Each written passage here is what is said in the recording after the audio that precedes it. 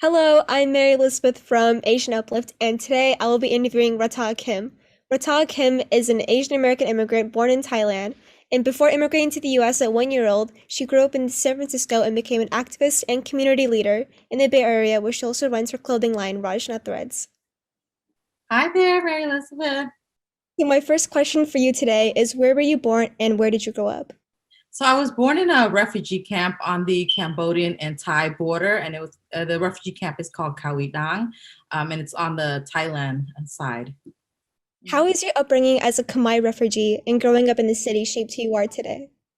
During the time that when my family moved here to San Francisco, there was a lot of Cambodians in San Francisco. My family was actually one of the very few that moved away from the community. And so they moved to a different neighborhood that was predominantly Black African American. And I think for me, growing up in that type of community or that type of environment really shaped, my views on things as I'm growing up, because I'm growing up around all of these, folks of color. And so being able to learn, tolerance, compassion, and understanding, one another's culture, I think that really shaped who I am and in terms of how I perceive my identity. And growing up in that community, did you also have a space within the Khmer community to learn about your heritage? To be honest, no, because I was very far away from a lot of things. For example, in San Francisco, there's one temple, the Cambodian temple, and it was much further. Unless your parents took you to the temple, you couldn't really go there.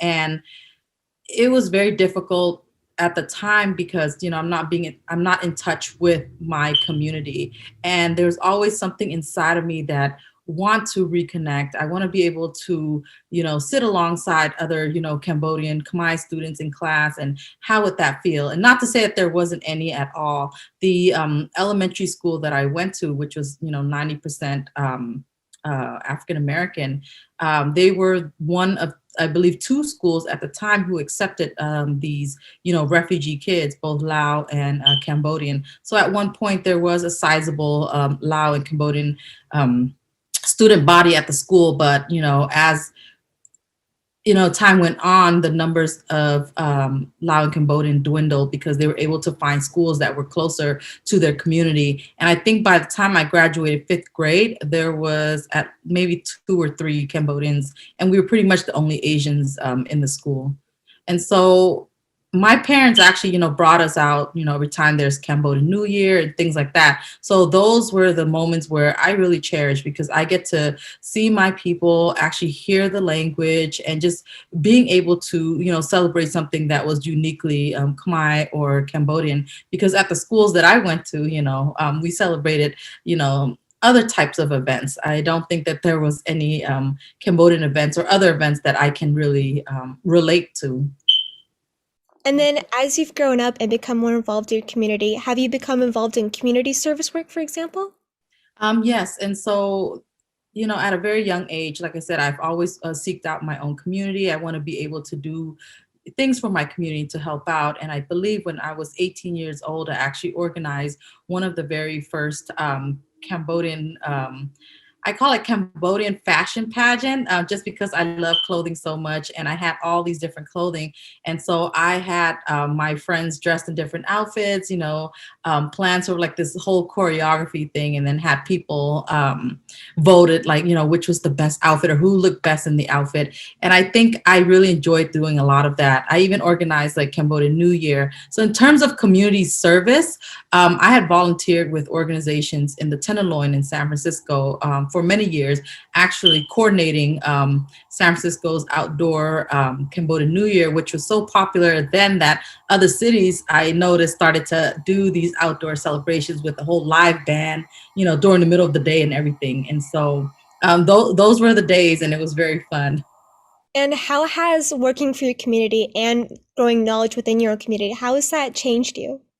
Um, I don't know if it has changed me. More so, it allowed me to love my community even more. It allowed me growth in understanding more of my community and just being more compassionate toward my community. I think it takes a lot. There are other people who are, Cambodians or Khmer that haven't necessarily grown up in the community, and therefore there's a lack of understanding and also a disconnect. And for me, I feel that I don't have that lack of understanding. I don't have that disconnect. I made sure to connect myself to the community and to be able to understand. Because if you look at it, our parents were the first generation here in America. There are certain ways that they've learned back at home versus here, and having to raise kids in a whole new land, and being able to adapt, and some were not able to adapt. And so you have us, or for me, I consider myself a 1.5 generation.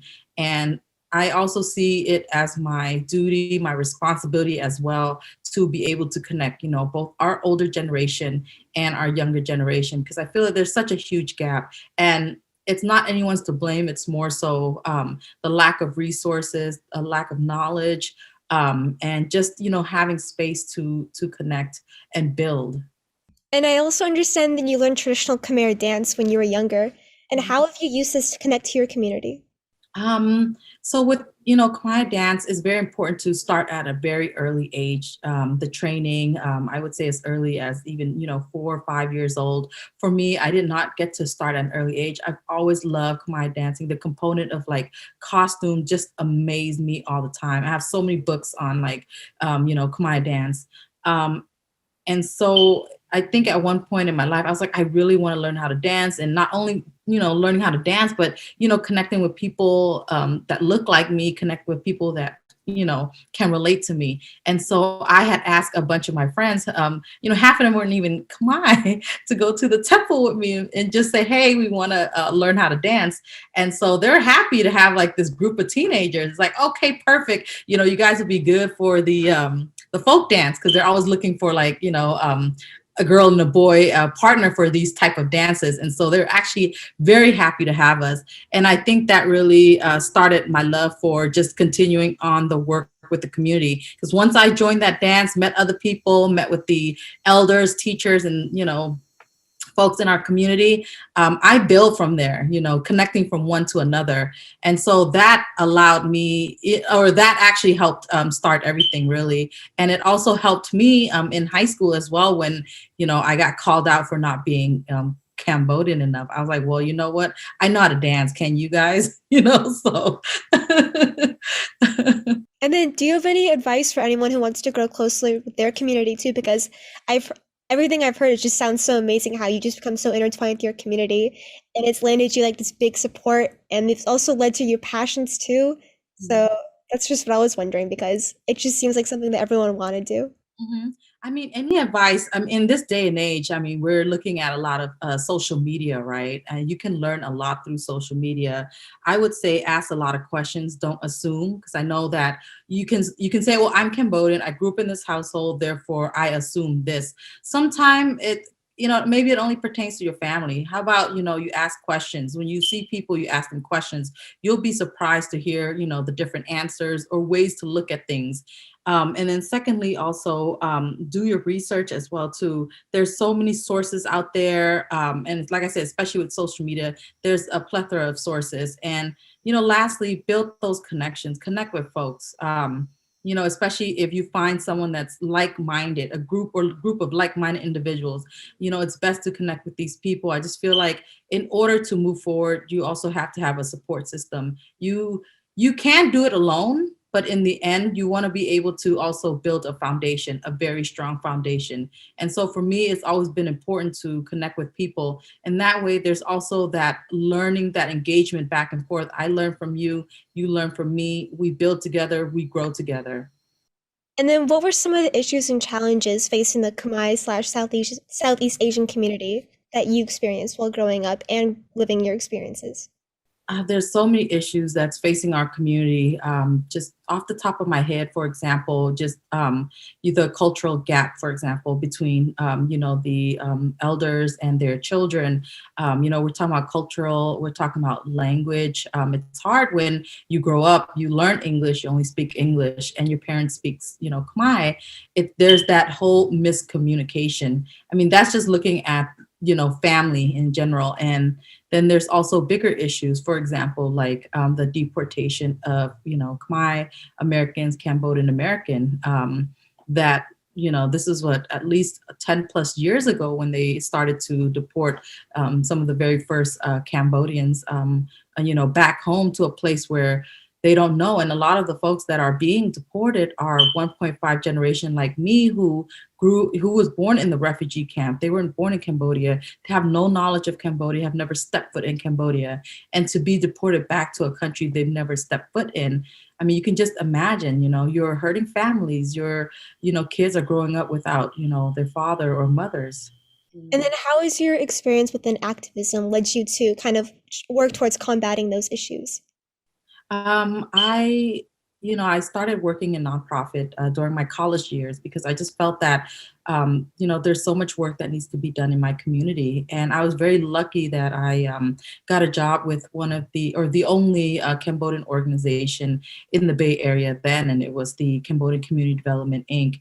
And it was from there where I started to, really work with my community, understanding, the core issues, looking at deportation, mental health, and then how we, as a community organization, how are we able to help uplift our community? What are some programs and services that need to be in place? Ones that are culturally competent.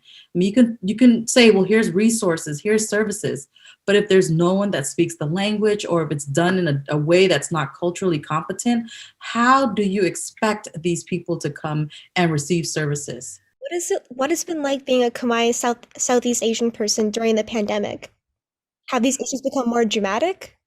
I feel like I'm sure it has, with the pandemic, everyone's at home, everyone's going through a lot. And I think the level of mental health, and it's probably, and I don't know how that looks for everyone, but I'm pretty sure, based on my conversations with a lot of people, people are going through it. And I always say it's important to take care of yourself. There's this whole social media thing going around. If you don't check up on me, I'm not going to check up on you. You don't know what the other person is going through. They're probably dealing with so much that they don't even have time to check on themselves. And so it's very important that we are very mindful of that. You just don't know what everyone's going through, and to, be mindful that people are trying their best to cope, especially during the pandemic. And what's worse is this whole, God, this whole Asian hate thing. I mean, it has really bothered me, and it sucks that, with the pandemic, I'm afraid to go out into crowded public spaces. And I finally ventured out, I believe, last month or 2 months ago to join a rally. And to me, it took a lot. Like, I was literally in tears going out there. Like, it was very difficult to process because, growing up where I live, violence is nothing new to me. We've been through violence, we've been through hate, we've been through all kind of racism. If you haven't lived where we live or grew up where we grew up, you wouldn't understand. So to us, it was nothing new. It's just that now it's finally in the media. And so what I don't like is the fact that people think this is new when it's really not new. And then how have you intertwined your activism work with your clothing line, Rajna Threads? I try my best to. I mean, given, this is for me transitioning into, being entrepreneur into business. Being on the other side of the table is very different. I'm used to doing community work. I'm used to volunteering. I'm used to doing, advocacy. And then to now have my own small business, I look at ways where I can give back to my community, whether that be big or small. It has to start somewhere. And so with Rajana Threads, I would say it's more than just a business. One, we're not only promoting, traditional textile, but we're also helping to preserve part of our culture that I feel is dying if, we're all not doing our part in helping to preserve our weaving heritage. Our weaving heritage goes back hundreds, thousands of years. But with the influx of imported goods from other country, machine-made synthetics, faux silk, people are gravitating or running towards these sort of cheaper options just because they're cheaper. But in the long run, they don't realize that by doing so, you're hurting the weaving industry. The weaving industry depends on us. And so if we're not purchasing, the price of each handwoven piece goes higher. It makes it even more difficult for an individual person to say make one purchase. And so I always say look at it as an investment. One, you're investing back into your community because you're helping to preserve culture. Two, you're investing in these women who are actually weaving, everything's hand woven. They're making these clothes. You're investing in their skills. You're helping them with their livelihoods for their family and allowing them the autonomy to do what they love. And how is your brand also served as an educational platform? So that is one of the pieces of the educational platform. We use social media to sort of educate the community. From time to time, we'll post a little snippet about the different kind of weaving techniques in Cambodia, or from time to time, we'll share a video of our partners, on the loom weaving, or what's the difference between this textile and this, or how can you tell if something is faux or real. We try to educate the community in that way. And I think for me, I look forward.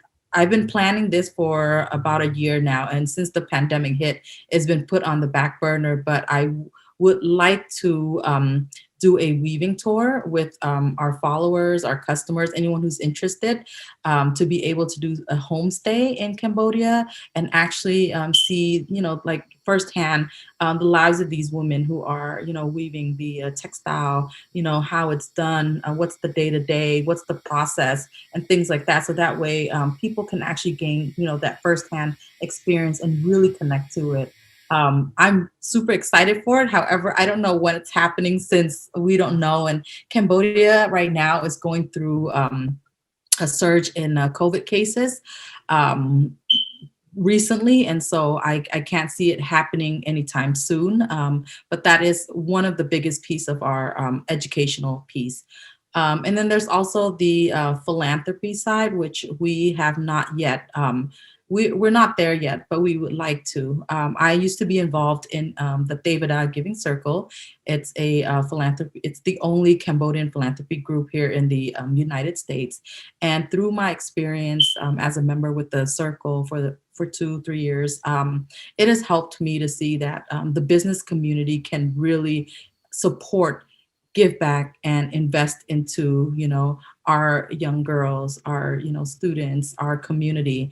And so just having that experience allows me here with my business, what can I do to, give back? And so Rajana Threads, we've just started, but I give it a few more years. When we make enough, I want to be able to do, whether it's small grants for up and coming artists, or allowing space for other artists to showcase their work. I mean, there's so many different ways you can give back. And I think it's very important that other businesses look into that as well. I mean, it's one thing to make it up there, another thing to say, hey, I made it, but I also want to pull you up with me. So let me look back and see how I can help you.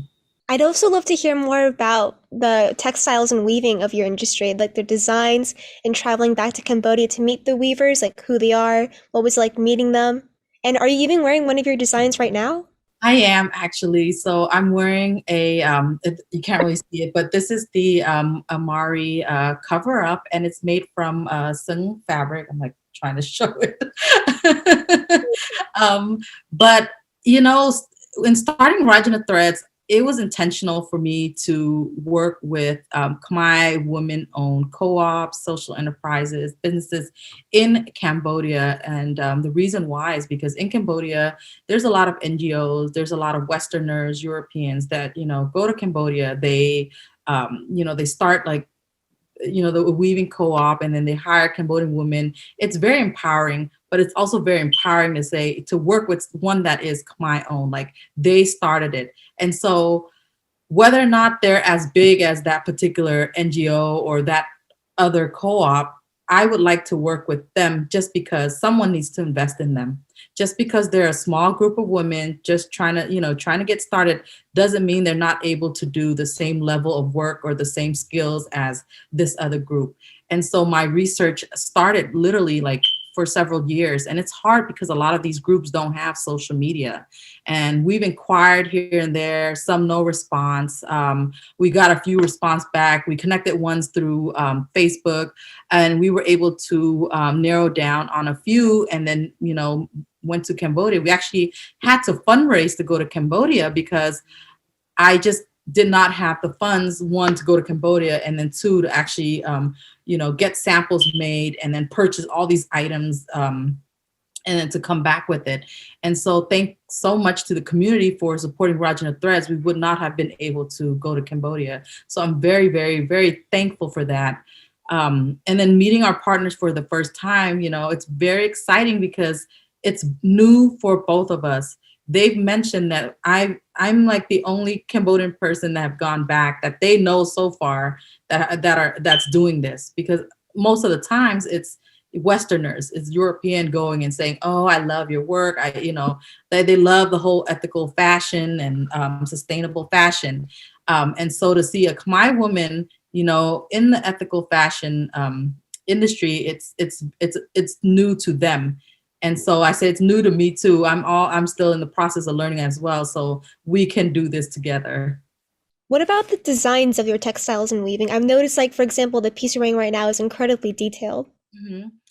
So this in Cambodia, certain regions are very specific in terms of the type of textiles that they make. And again, I'm still in the learning process.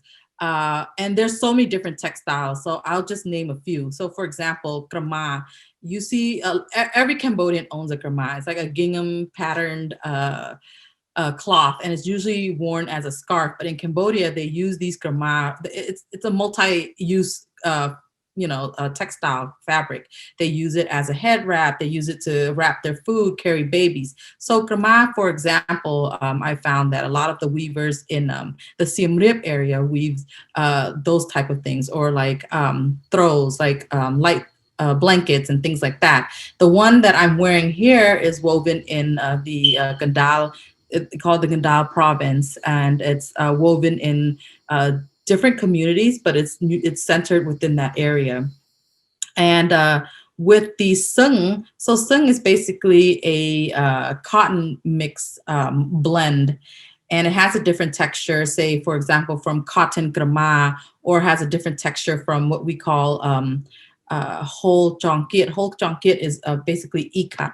And it's called ikat because of the weaving technique. And I can't really go into the technicalities of the techniques and things like that. It's complicated. But ikat, for example, is mostly woven in the Takeo area of Cambodia. So Takeo is a province, and there's also different the name of a city as well. Yeah.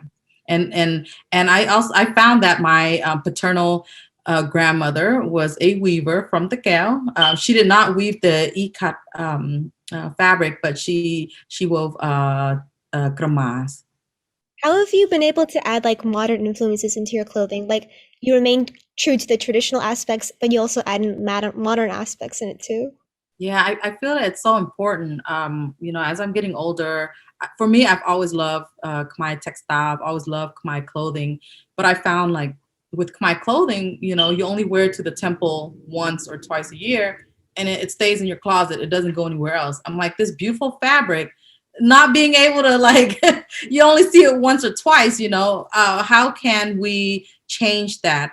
And so when I had some funds every time we went to Cambodia with my family, literally the next day, that first day we're there, we go shopping for all types of fabric, and then the next day we go to the seamstress, get it made, because we know that it's going to take at least 2-3 weeks. So by the end of our trip, we'll have our clothes. So every time I go, I would get at least 10 outfits made, and I always get it made in a modern cut so that I can wear it to work. And I always wear my stuff to work for conferences and things like that. You see how I'm so happy talking about it now? And then people are like, "Oh my God, where did you get that outfit?" I'm like, "No, I got it made in Cambodia." And so a lot of people were asking me where I got it, how can they get it? So I started to offer free service. You could wear my stuff for free because it just makes me happy. And so I started dressing people on a volunteer basis. If you got events and things like that, I'll dress you just because I love it. And it's also a great way to showcase Khmer clothing in a modern way or traditional way. I mean, I did both at the time. And so Rajana Threads really is 10 years plus in the making, because I've been doing this for a long time. I've just been doing it as a volunteer service, and so a friend of mine planted a seed and was like, this can really turn into a business. And I just never thought about it because I'm so used to community minded, giving back. I can't see myself running a business and like charging, people. It took a while to get used to that idea. So I thought, okay, if it's going to be a business, it needs to be something where I'm still very connected to my community. So that's why we have our education and philanthropy piece. I love that story about you going to Cambodia with your mom and like buying all that fabric. That sounded so much fun. How is Khmer clothing also connected you and your family to your culture?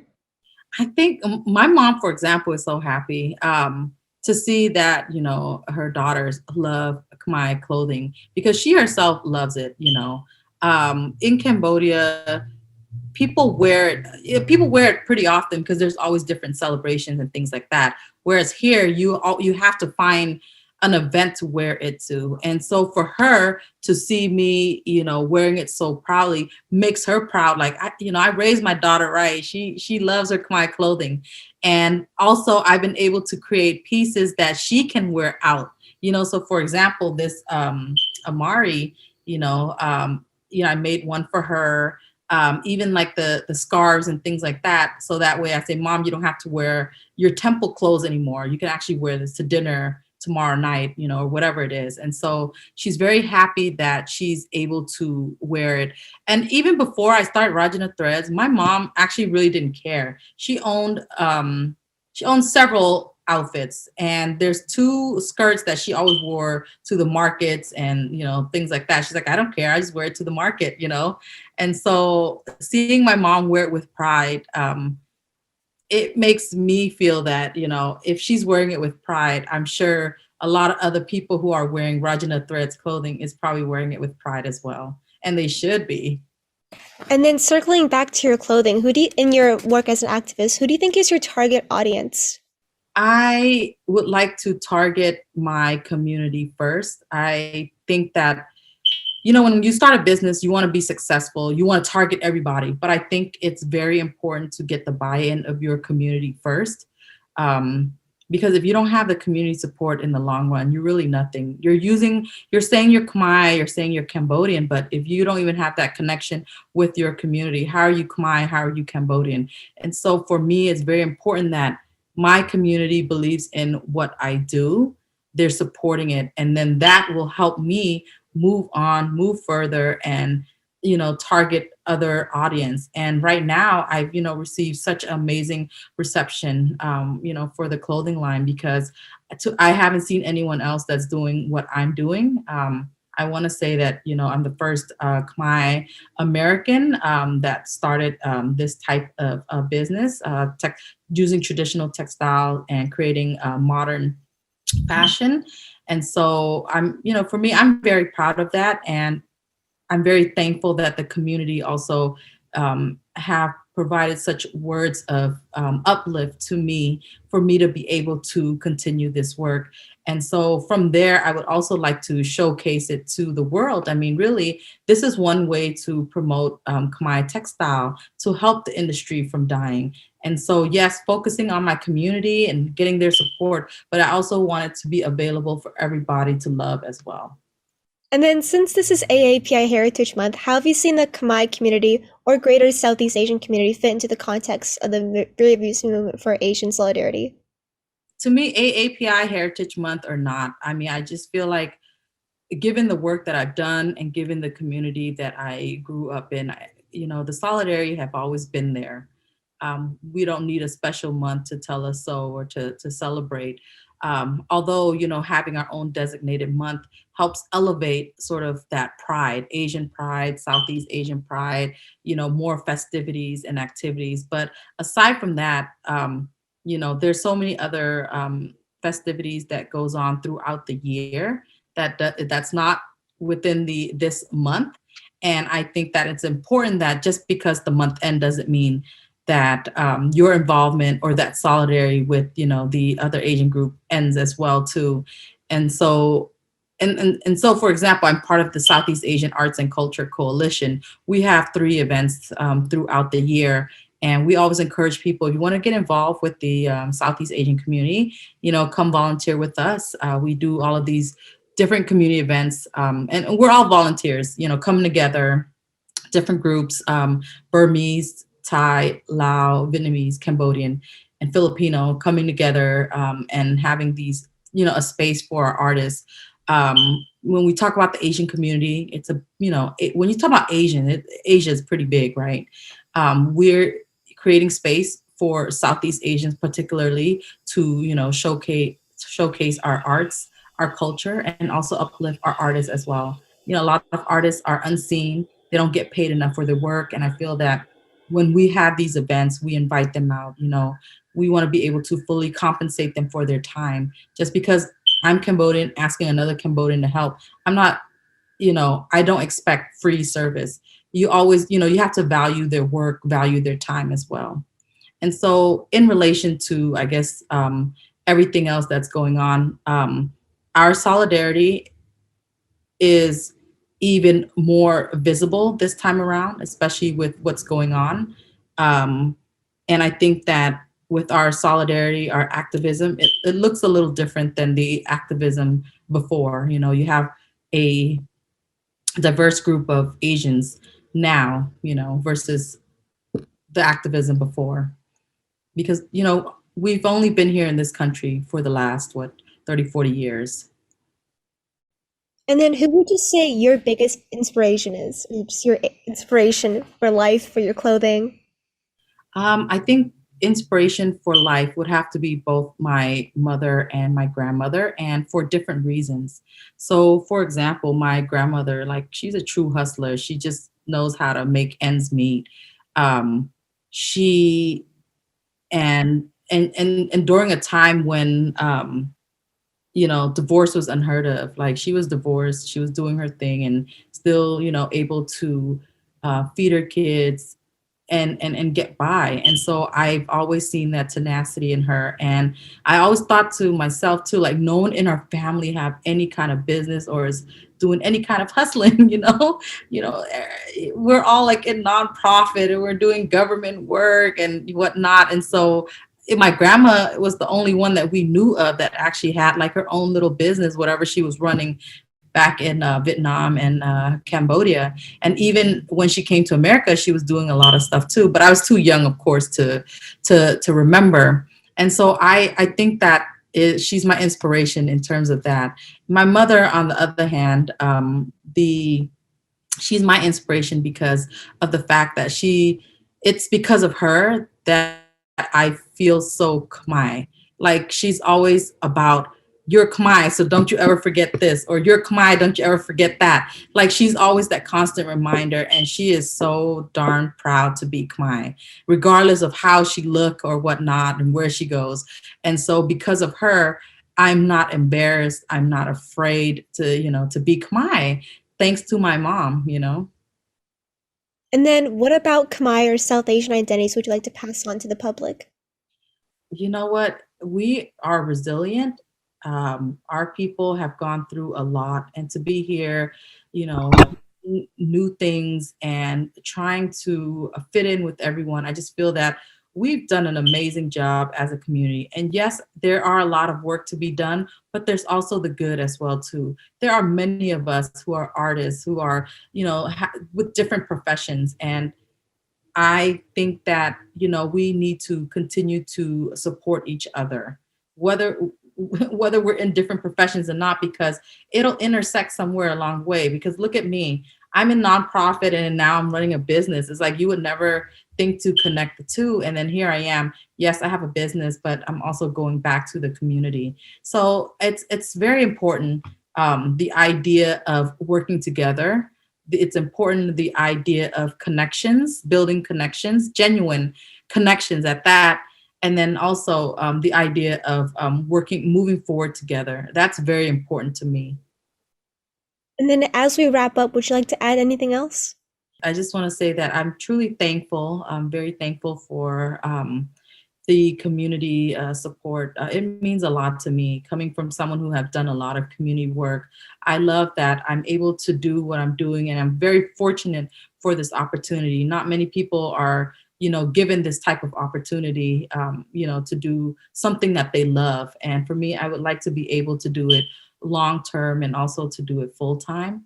And I'm also very appreciative of opportunities like this to be able to talk about my passion and this genuine connection. So thank you for that. Yeah, thank you for this interview. I've learned so much, and it's been an honor to learn so much about your family and your heritage and your amazing clothing line. You're an inspiration for everyone. Thank you.